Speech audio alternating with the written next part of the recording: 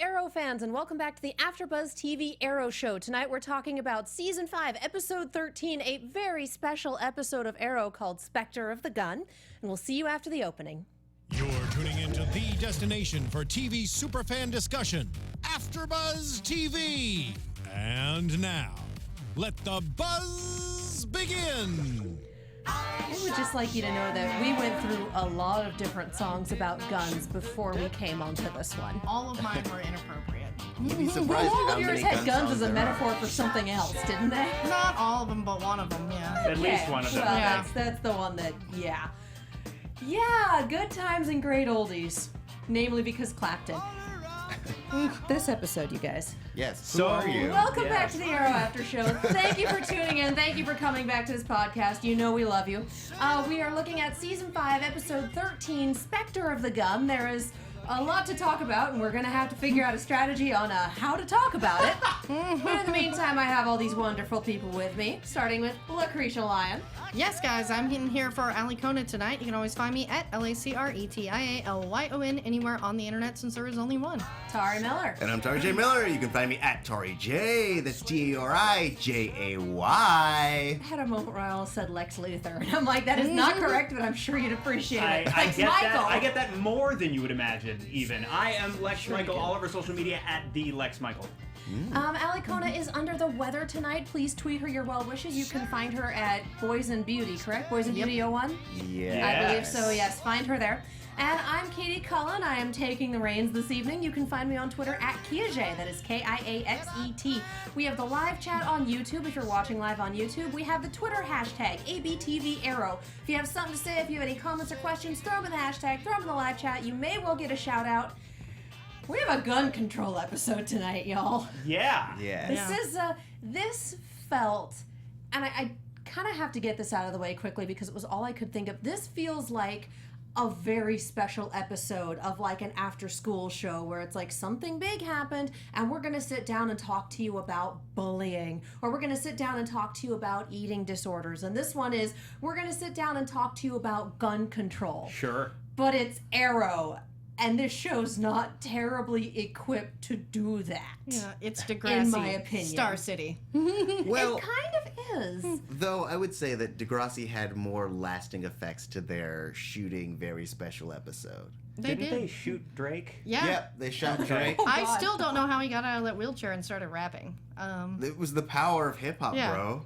Well, It I like learned something fixed today. his spine, and then Speaking of shows that film in Canada. We brought it back. Hey! I would say, though, I mean, it's typically, this year at least, been Supergirl dealing with these big ideas, these big social issues. And it would seem on the surface like maybe this conversation would be better suited to a show that's already having similar types of conversations.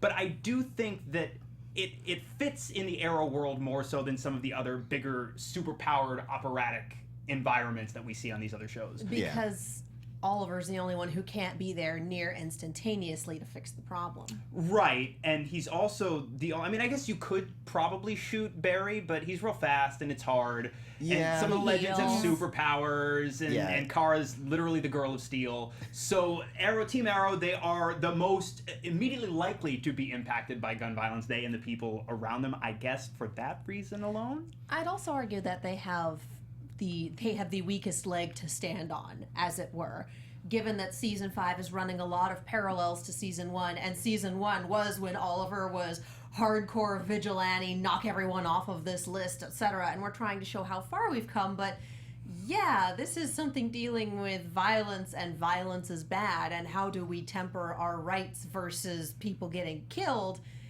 And this is a show that has leaned very heavily on the people getting killed side of things for a very long time. Right. So Arrow's saying, we're going to do a very special episode about gun control. It's like, guys?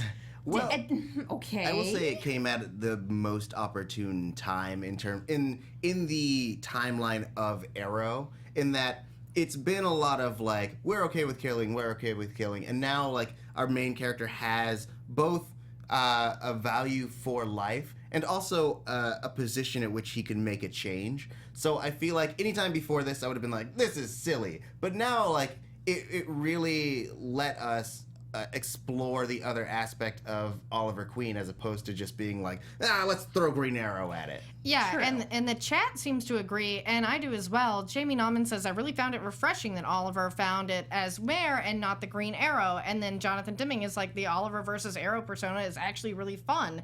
Everyone seemed to like that part of it, is where he had to fight this as Mare Queen instead of the Green Arrow. And two, fighting big social issues, these battles is drawn from the comic book DNA of the character. I mean, that's one of the most famous aspects of Green Arrow. In the comics, he's actually like hard left liberal.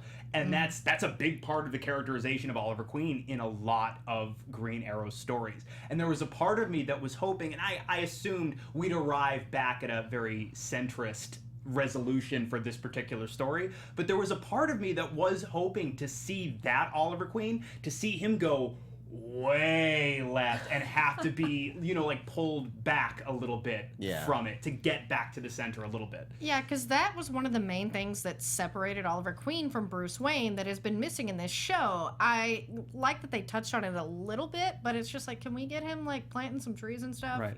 We need that. That, by the way, is as political as I intend to get tonight. We're going to see how able I am to dance around the political politics. Let's dive into it. Well, and given how charged our country and our political environment has been for the past 27 days, and it's only been 27 days, y'all, it makes it difficult not to make things political, because it's so easy to just throw something in that direction right now. And so talking about a highly charged, very difficult issue like this, when it's something that keeps happening with awful regularity in real life, and I keep seeing the Onion article that was written a decade ago about, this is inevitable and terrible, says the only country where this happens all the time. And then you see get reposted every time it happens. And so it's a very, very touchy issue in America. They do address that, and I almost wish, and I understand that they were focused on this particular topic as the broad focus of the episode, but they did touch on this idea that discourse seems to have largely broken down in this country. Yeah. And I was like, oh, more of that, please. We should all be having that particular conversation a little bit more, maybe. But since we're talking about how timely it is and why maybe they would approach this topic this way, I thought maybe we could reference the words of Marc Guggenheim, the executive producer and writer of the episode, who said on the topic of tonight's show, quote, gun violence felt like the right topic. Executive producer and writer of the episode, Marc Guggenheim, says that the show is wanting to tackle an issue in season 5 because of its topicality, but also because of the level of gun violence that is on Arrow. We could have done an episode on abortion, but that's not really where the show lives, so gun violence really felt like the right thing to tackle, end quote.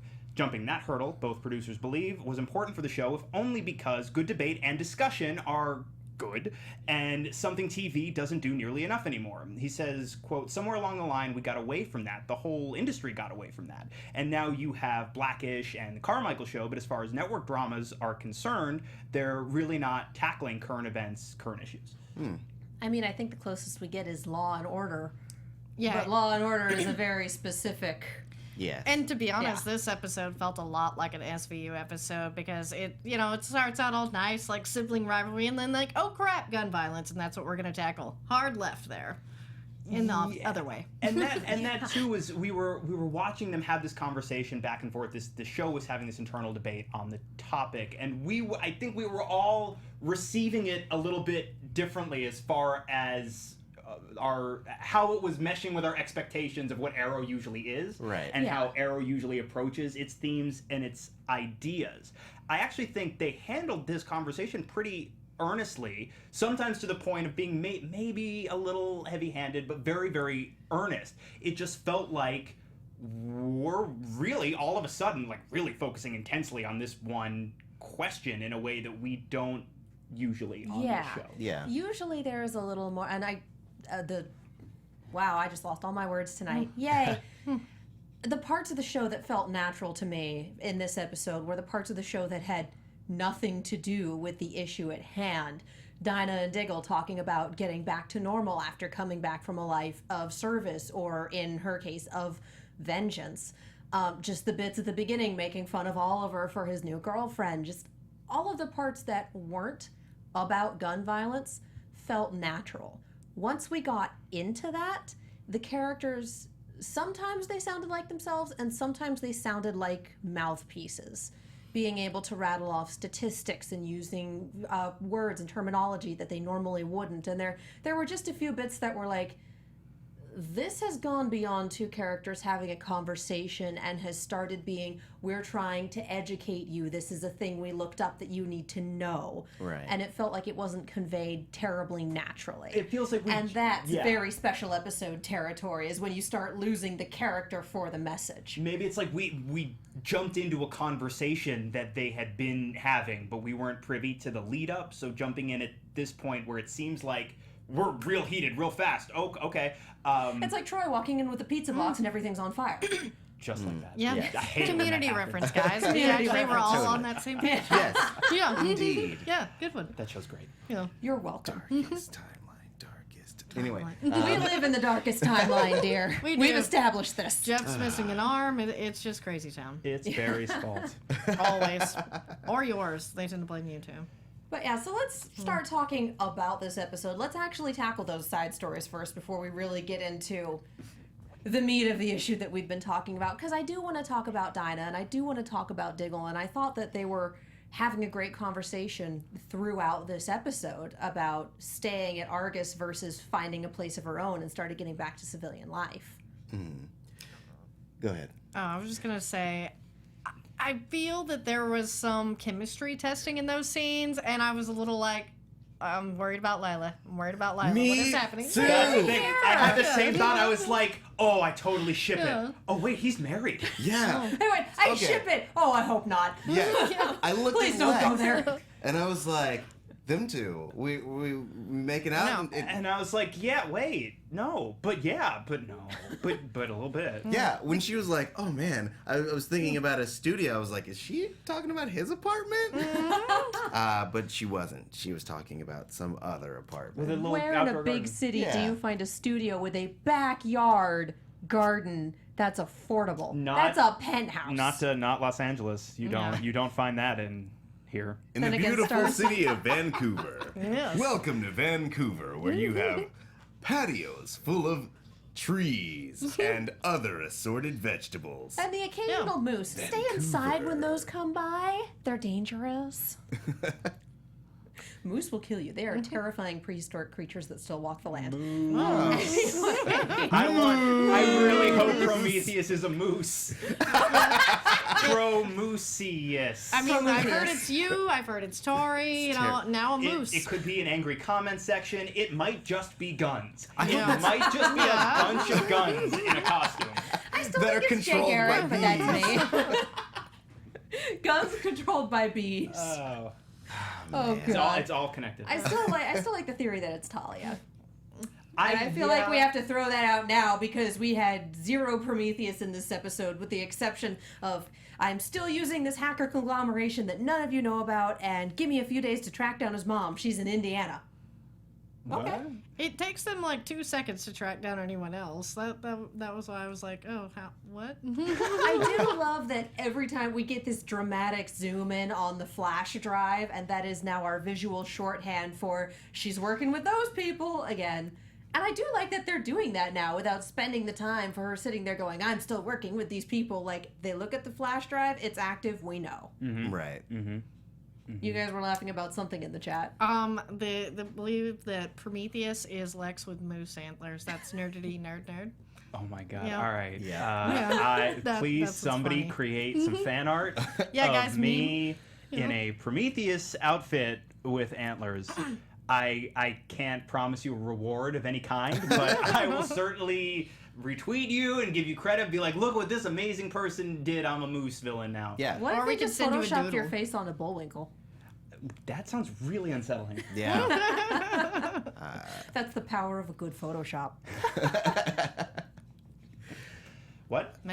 So I like the conversation with Dinah and Diggle, and I like them talking about it's hard to get back to normal and that you have to give yourself permission to move on. Sure.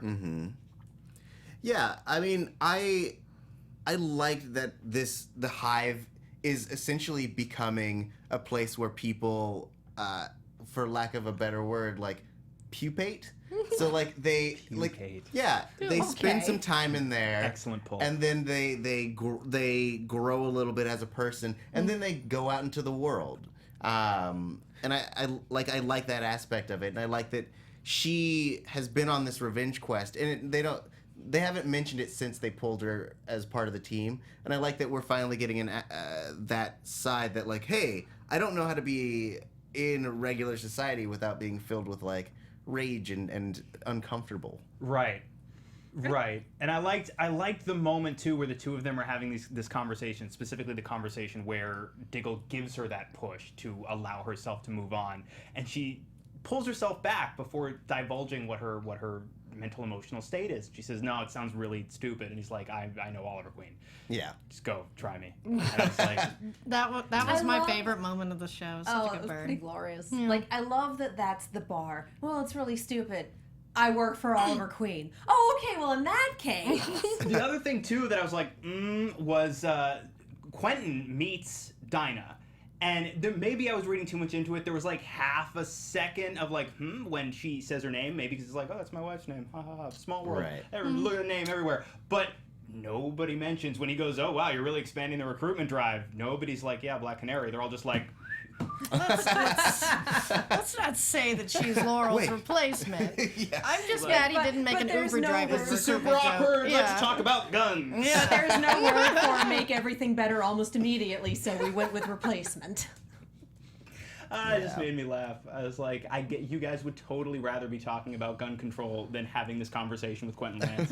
I don't blame you. But it's not like Quentin didn't know about that promise. Yeah. Like, he knew this was coming down the pipeline eventually. It's just that Oliver finally got around to it. Right, but I feel like if you're literally anybody else on Team Arrow, you're going, we're just going to wait for Oliver to handle that. Dad! I don't even want to be in the room. This is a conversation for Team Dad to have, and for the rest of us to not be here. Yeah. You think every Dinah's the same? You think every canary's the same? You think this girl's my daughter? Hey, Dinah, that was Laurel's That's my Laurel. Yeah. That's All my Black Lance. Canaries look alike. That's my Quentin Lance. It's real good. It's spot on. All right. Spot on. That was a really good Yeah, impersonation. I imagine anyone listening on iTunes thinks that Quentin Lance walked into this Ladies room. and gentlemen, Mr. Paul Blackthorne. Hey! Hey! Now Henry Winkler is in here.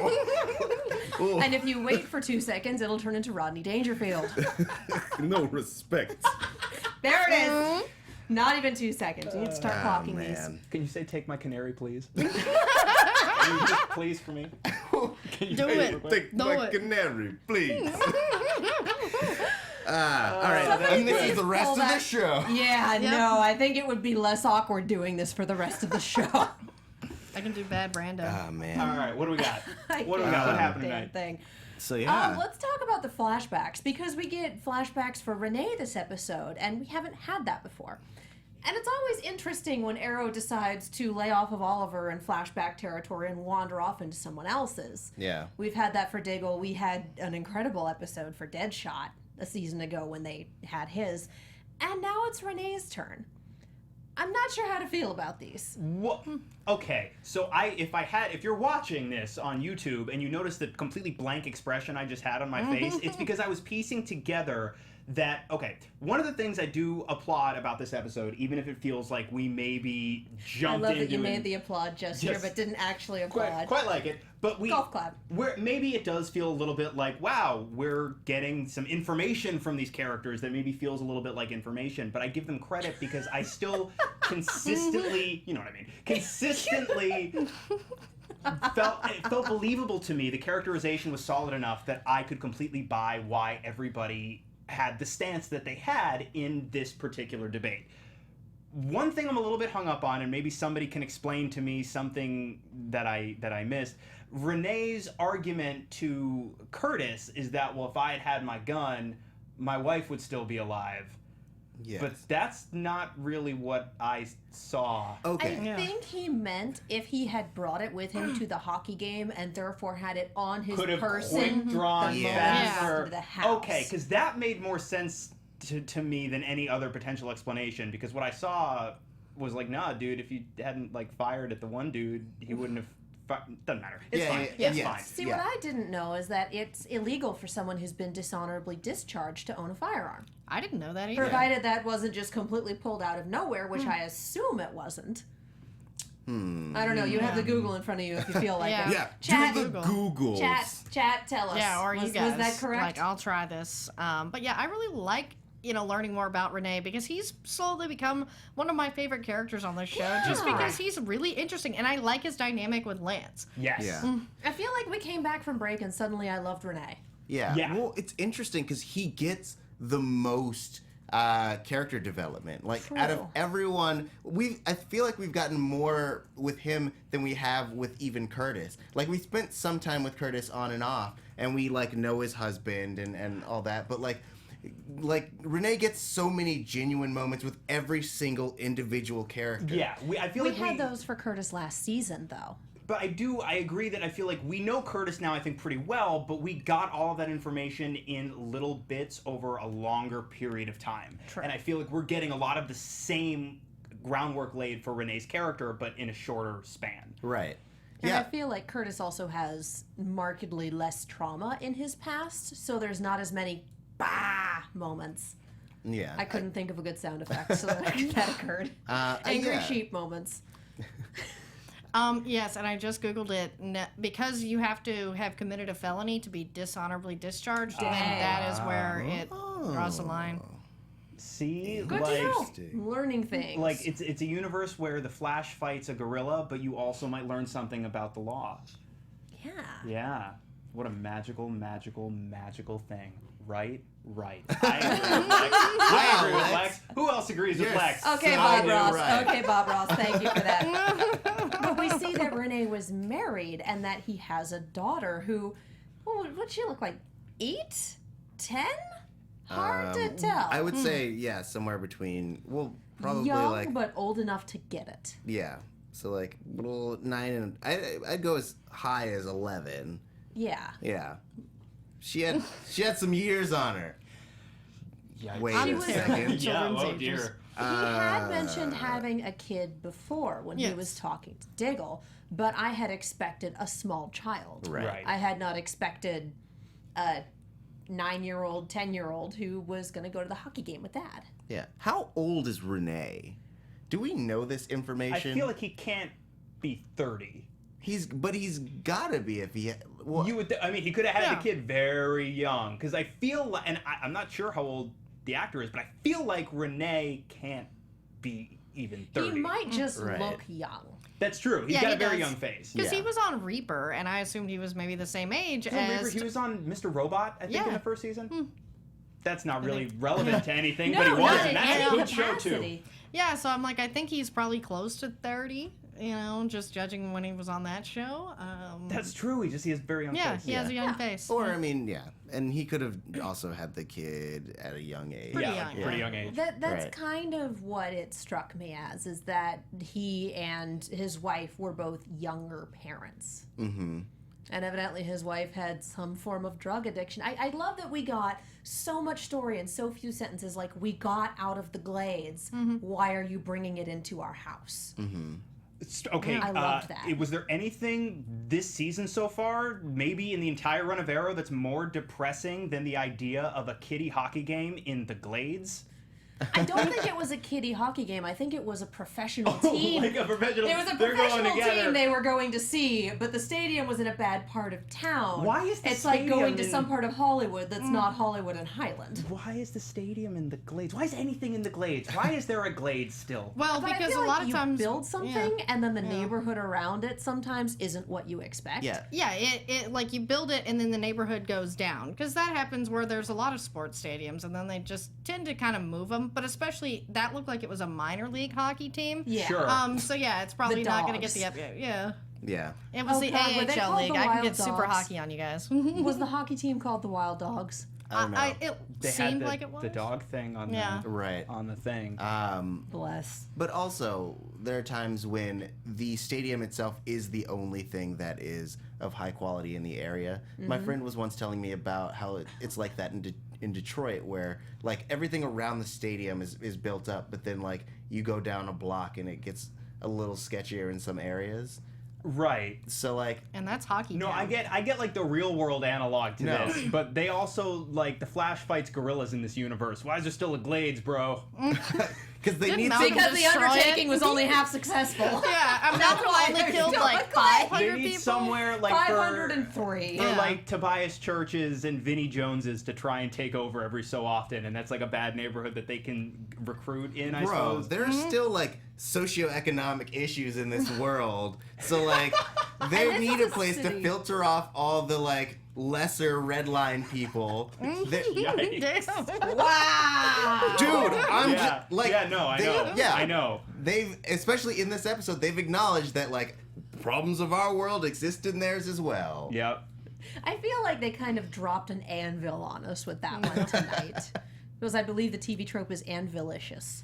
Ooh. All right. And the chat is letting us know that the actor plays Rene is 37. He looks He's great. 37? He is older than Stephen Amell, and I'm like, he looks so young. That's not fair. I know.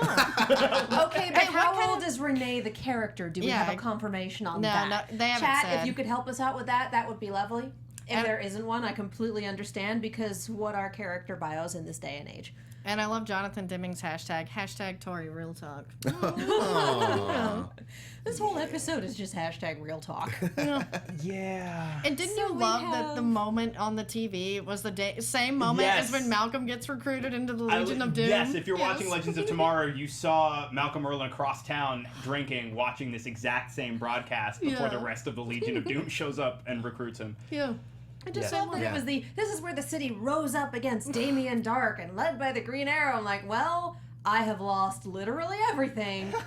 I'm gonna be a vigilante and make it better? I do. I like the fact that it is the Green Arrow that inspires him indirectly. It's a little weird, but he's in a dark place. He's in a very dark place, and I understand being, especially once you know definitively, once he's hung up on by what I assume is a social worker. Right. He's cut off from his daughter now. He's cut off from the last thing in the world that means anything to him. And I can understand if you're a dude that's, if you may be prone to anger in the first place and you've now lost everything, the last good thing has been pulled away from your life. It's like, what can I do now? Yeah, and if he directly blames that drug dealer, then it makes sense that he would go on the streets and try to take out crime. Yes. Yeah. Take Because out crime was what killed him.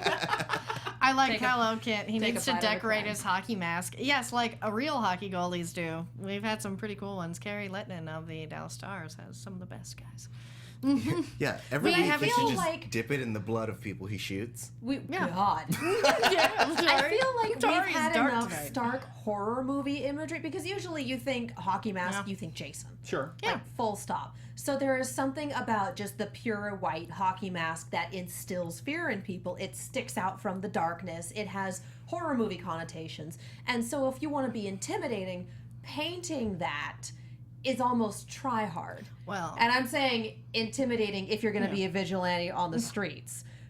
If you're actually the hockey player in the go for it. That's amazing. and see, Kari But- actually had The Shining at one point on his mask, like Jack Nicholson and some cool stuff. Yeah, he always does. He fun had things. Jack Nicholson on his mask? Yeah, he had him Yes, painted the whole on his thing. mask. Yeah, Yeah. he was just sitting Did, there the did whole Nicholson time. consent to being attached to the hockey mask for the duration of the game? I don't think so. think he was but it's drunk. nice. It's just He had whatever. shades on. He might have been asleep. He thought it was a Laker game, He was just every so often was like, and that was it. It Yeah. seemed the all puck right. comes towards him and he wakes up. Here's Johnny. Yeah, it seems like an unfair advantage having a whole nother body to block goals. Yeah. I'm just gonna sit you up in the net, Mr. Nicholson. That's all right. Anyway, that kind of wandered off into I'm just trying to support my my team, point guys. is that if you intend to do violence on the streets, a plain white hockey mask is scarier because of cultural overtones. Sure. Yeah. Because Sure. Jason. I Yes. feel like the How violence did we is pretty get scary. there? Yes. A lot of people in the chat are talking about Vigilante. Yes. Yeah. Good Yes. Lord. That So dude's my he- favorite. So Adrian got shot during this. And the in second the that shoulder. happened, I was like, A, he's not dead. B, he's gonna be real mad. C, Vigilante gonna go shoot some people. I'm wondering if this wasn't an attempt for people who aren't as versed in the because we know there's a contingency of fans who just watch it, don't go look things up, aren't into the comics, the casual viewers. And I wonder if this wasn't an attempt to throw people off. Sure. Well, he was shot. Well, he promised to stay in the hospital while his wife is there. How could it, if he winds up not being Vigilante later on, we're all going to look like idiots? Well, but I wouldn't mind that. I wouldn't mind that because if they can actually... Because they will have thrown us completely. Yes, if they can do that without it feeling cheap, I wouldn't be mad in the slightest. Yeah.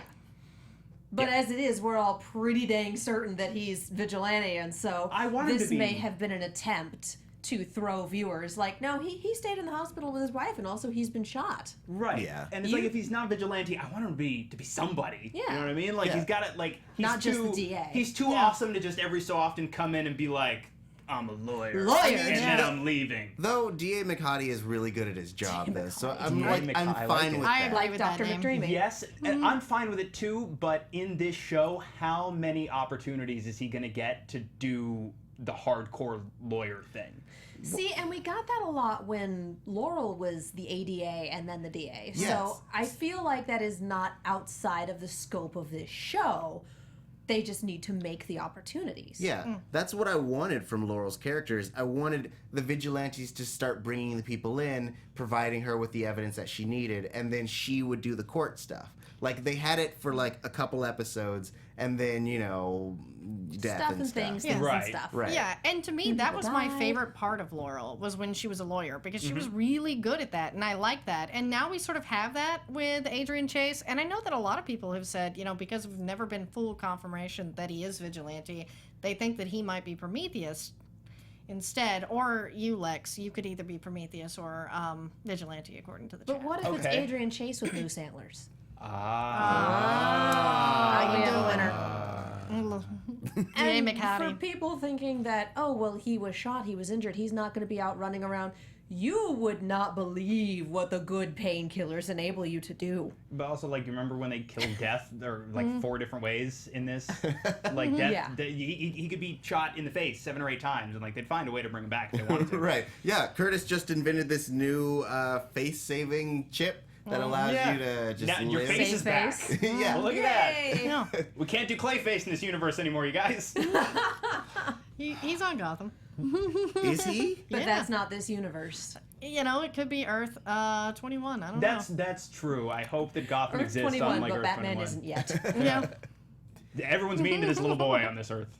Yep. And then we Yep, were yep. being Good corrected. Lord. Laurel got shanked before she became the DA. She was only ADA. Oh, okay, I was Yes. incorrect. Yeah. Well, so I agree with you that I think Laurel was best utilized in that capacity, and I, Tauri, agree with you that I would like to see them shuffle things around so that they could use a lawyer character in that capacity. I feel like right now we're not in that space. We were in that We're not space for there a yet. second. When we Yeah. were trying to exonerate Diggle, for example, we were in that space pretty significantly. Yeah. But now I feel like we're only, maybe I'm wrong, but we're only going to be moving further away from that space the further into the back parts of the season we get, because it's, in theory, got to just get more and more Prometheus heavy, right?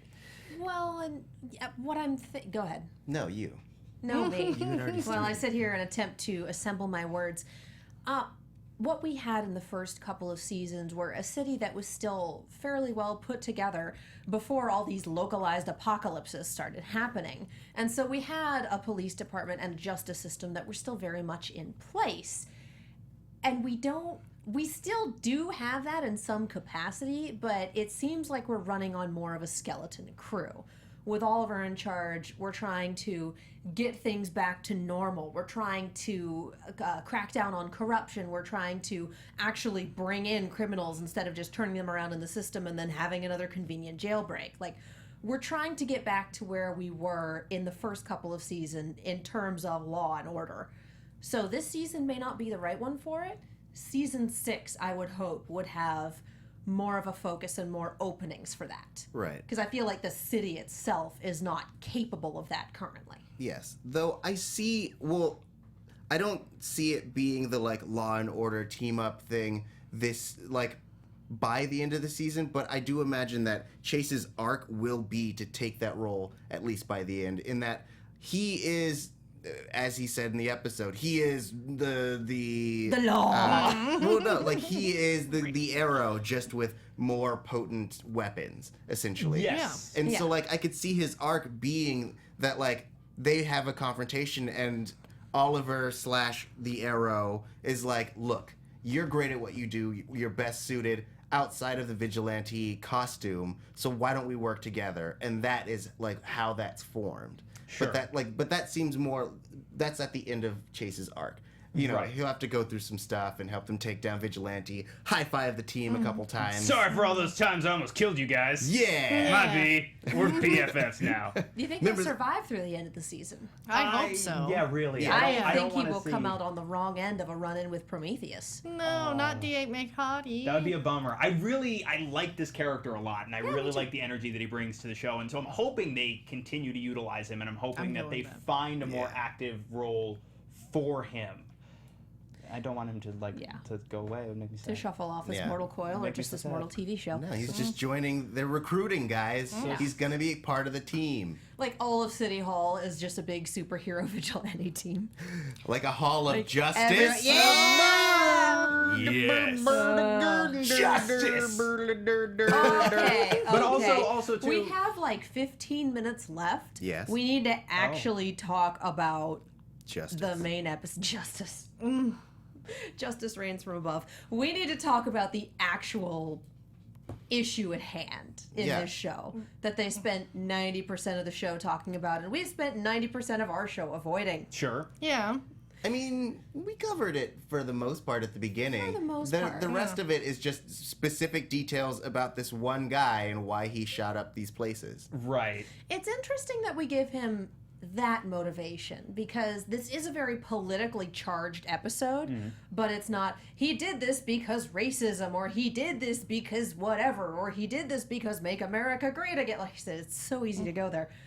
He did this because gun control legislation in a previous incarnation failed, and then there was a shooting that took the lives of his entire family. Right. And so it's a matter of, you were supposed to protect them, you didn't, they died, this is your fault. Yeah. Sure. I also So- feel like... Oh, go ahead. I'm just gonna say, it's still a cool motive, still murder sort of thing. Yeah. I mean, I feel like there's also an aspect that he was kind of trying to force their hand in terms of gun control, being like, look how bad guns can be. Look, I'm showing you how bad guns are, so, like, do something, right, bros? I'm gonna keep doing stuff until you do something. And the bit at the end with Oliver talking to him, like, as the mayor, as Oliver Queen, for one, yes, good, well done. Yep. For another, that bit where, well, my wife and children were innocent. All the people you shot were innocent, too. For real, bro. Oh, my God! You're right. I Like- never considered that before. Here's my weapon. I have to wonder, yeah, no, seriously. I have to wonder if that was just one of those, we need this to happen, so write it moments, or if it was supposed to be massive cognitive dissonance on his part that didn't come together until someone else went, friend, you're missing this. It felt like a bit of a quick resolution, but I actually can buy that as a justification for it. I can buy that all it would really take is somebody to connect, like really connect directly with this guy and show him in a way that's not violent, that's not hyper confrontational, in a way that's very much almost like, I understand your pain, but this is not right. Yeah. And we can move forward from this, but this is not the way. I think that can be really, really powerful if you desperately need it, especially if you don't realize you desperately need it. So it worked. It happened a little quick, but it worked for me. Yeah. Also, when you're in the like height of, because essentially all of this was a means to an end in a way, and so like all of the innocents that he hadn't thought about were essentially just tools until he thought of them as people. Everyone on the road when you're in traffic are just cars until you realize that there are humans in those cars. Yeah, And then it it's was a so chessboard weird. until it Yeah. wasn't. Yeah. Like it's just monkeys driving robots. It's so strange. There's a only. German word for that, and I can't remember what it is. The sudden awareness that other people are people too and have lives and thoughts and feelings just like you. I need to know what this word is. Chad, if you know the German you know word the word, for... or I'm going to try to for It that. might, it might not be German, but I think it is. Germans have a lot of really great words that we need to just adopt. Yeah, and we we took have some. Schadenfreude. We need the rest of them. And spiel is Yeah. a German word that we use all the time. That, Oh, spiel is a wonderful word. Yeah. So there is an actual word for realizing, holy crap, these people in the crowd are actually people, and the human brain isn't wired to recognize everyone as a human being, Right. and that's why we have those moments of clarity that stop us in our tracks and then kind of fade again as your brain goes, and we're shutting down those systems because, oh God, I can't. Sure. Some people don't ever seem to have those moments, but yes, ideally, sometimes you Yeah. have the moment where you're like, all right, person. Well, it's connected to empathy, and if you don't have empathy, then you have bigger problems. Empathy? Yeah, okay. I think it's Anyway, Sonder is what I can find. That might Sonder. be right, yeah. Sonder? Yes. Sonder. Yeah. Yeah, so if anyone knows if anyone can confirm that that's it, or if anyone knows for sure what it is, throw in the hashtag, throw in the Yeah. chat, please let us I know. want to go a sondering. Yes. Isn't there A a Sonder protagonist you? whose last name is Sonder? Buffy Saunders? Well, I keep thinking of Saunders No, it's Gaines. Summers. Saunders. Anyway, Okay, that's guys. not important. Guys, back to the topic. No. Man, What is that happening? felt so Shit. important a Let's second Take ago. it to the chat. We're like oil and water for this topic. And the chat has brought up several times about, isn't it weird that Felicity didn't say anything about, as someone who was a victim of gun violence? She was the one that kept Yeah. saying, let's not have this conversation, guys. Makes everybody mad. Yeah. Yeah. I like that they brought it up, and I like that you brought up this moment of, yeah, if it doesn't get anything done, why do it? And then the rejoinder that we used to actually be able to speak with each other respectfully, Yeah. and that has completely gone. It's That's- gone in favor of winning. Right. Like that's the why, is that whether or not we ultimately agree, it is ultra super, can't stress this enough, crucial that we can have these conversations without immediately othering the person that doesn't think the same way we do. That is almost the most important thing right now. It really is. Being able to, we're back to empathy. Being able to empathize with people who have radically different viewpoints from you. And there can be a line there, like there's a difference between, oh God, you want to kill how many people? And, okay, we don't have the same agreement on X political Well, sure, issue. there are actually Nazis. That's not who Yeah, we're talking that's about. it. Nazism should not be listened to. Do not That's give who we're Nazis a talking about. platform. We're not talking about the Nazis, though. We're talking about everybody else. Yeah. It's super important that Whose we last not... name was Saunders? Yeah. Yeah. Anyway. People, Or people let's that talk about can be spoken. someone who Positive wasn't a things Nazi. that people agree on is Sonder is the word, so I think we were good, right. And good. Swifter 2.0 brings up a good point. Wonder how Rory would react to all this, since his whole family died in an explosion. I might wonder have what some he's thoughts. doing. Is it too much to hope that we maybe get some digital shorts or some type of just short form content with Ragman just traveling the country trying to get his magic rags back? I want him to just him sitting in the rags like on the bus. How Rory Talking got to his this groove person, back. sitting on the train, talking to this poor person next to him, is looking at him like, oh God, why? Yeah. And Jonathan Dimming has an excellent theory here. Oliver's girlfriend is secretly Human Target, who is secretly Lex, who is secretly Prometheus. So you've been pretty busy. I can neither confirm nor deny these statements. We're looking into it. It's taken care of itself. I have to say that I really you. enjoyed. I owe them an answer. I don't owe it to you. Oh, and Hey, I like you. Alley Cat Diva says, do you mean Kendra Saunders, huh, girl? Yes! Yes, That that was it! was one. That was it. All right. Thank you. Where are they? They're gone. They're gone. They on- don't. They're fine. They They're on wandered planet. off into the reincarnating ether, and Yeah. they're okay there, and we're not going to go find them. They're on the planet Thetagar. Thank you, chat, because I would have not talked about anything else except for Yeah. that That's right. one thing. That's Just right. He Um, just your sits in brain. it and stews. and Yes. Okay. Okay, now we we're are. saved. We're All right. See you starting guys to later. It's unraveling. Oh, yeah, Tari's he's done. done. He accomplished the one thing he set out to do tonight. Dear Booth, can you please let us know how we're doing on time for sure? In the meantime, is there anything we didn't bring up that we should talk about? Aside from holding a councilwoman hostage, and boy, was it relatively easy to get that legislation all put together and passed. Well, I'm wondering now, too, if that's... They set it up to where she says, well, I'm going to extract a political price from this at some point. I'm wondering if that's a thread we're going to pick up. It seems very much like, remember this. This might be important later. Yeah. We'll see. That would be really interesting. We don't dive into a lot of political stuff. Well, especially when, too, a member of the press has brought the photos of Oliver Queen. Yeah. You don't want a politician that's already vowed to extract a political price from Mayor Oliver Queen to come into possession of photos that have, say, him fraternizing with the Bratva. Yeah. That have him having direct ties to Russia. Right. Yeah, This is not like the that. timeliest show on TV, folks. And Let's they wrote talk this about how long Constantine. ago? They're that They're that good. They're Do we that have any news? Gossip?